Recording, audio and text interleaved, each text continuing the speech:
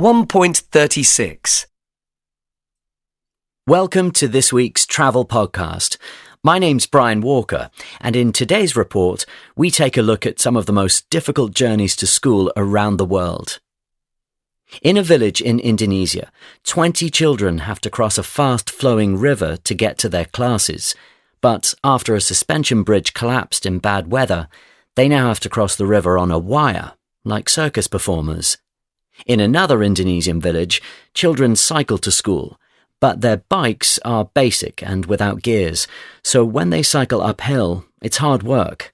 That's why they take a shortcut by cycling across an aqueduct, which wasn't designed for people to walk on. There's no room for overtaking here.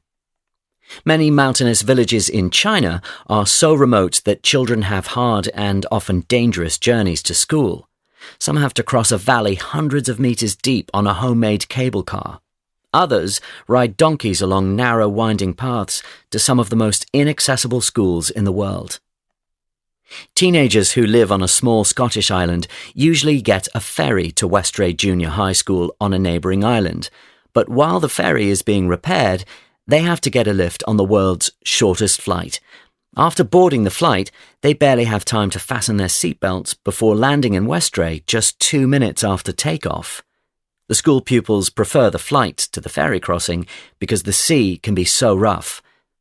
There's an area in the foothills of the Kenyan Mountains in Africa which is famous for producing the best long-distance runners in the world. Here, children can't catch a bus as there are few cars and no buses. They have to walk or run to school.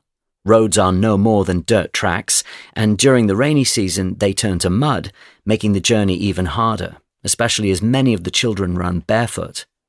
Thank you for listening to Travel Podcast. Please tune in for next week's report when we look at the most dangerous bus journeys in the world.